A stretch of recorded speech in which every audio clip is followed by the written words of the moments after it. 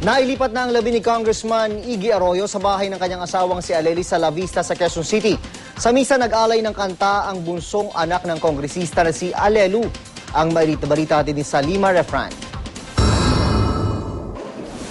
Magkalipas ang ilang taon mula na magkahiwalay, muling nakauwi si Negros Occidental 5th District Congressman Ignacio Iggy Arroyo sa kanilang tahanan ng asawang si Aleli sa 17 Badiao Street sa La Vista, Quezon City. Alas 12 ng tanghali kahapon, nailipat ang labi ng kongresista doon mula sa kanilang ancestral house na walking distance lamang ang layo. Tanging mga kaanak, malalapit na kaibigan at 3 miyembro ng media lamang kasama ang GMA News sa pinayagan dumalo at kumuha ng video sa misa alas 7 kagabi. Kabilang sa mga dumalo sa misa ang mga kapatid ng kongresista na sina Attorney Mike Arroyo, Marilu at kanilang mga apo. Ang ilan daw sa pamilya Arroyo, nauna nang dumalo sa misa alas 2 ng hapon kahapon. Pinangunahan ni Father Frankie Mabanta ang misa. Siya ang tumatayong confessor na mag-inang Aleli at Alelu at dating kaklase rin ni Congressman Iggy sa Ateneo.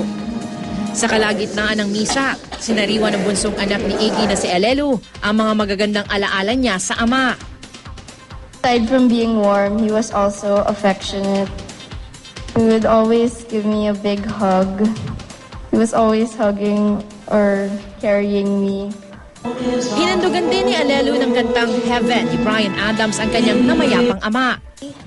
Baby, you're all that I want when you're lying here in my arms. It isn't too hard to believe we're in heaven. Naiiyak man, pilit pa rin tinapos ni Alelu ang handog niyang awit.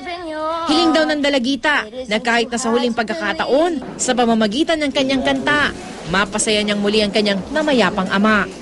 Hanggang ngayong araw na lang mananatili ang labi ng mambabata sa La Vista. Bukas ng alas 8 ng umaga, dadalhin ang labi nito sa House of Representatives bago ilipad patungong Bacolod pagdating ng hapon. Salima Refran, GMA News.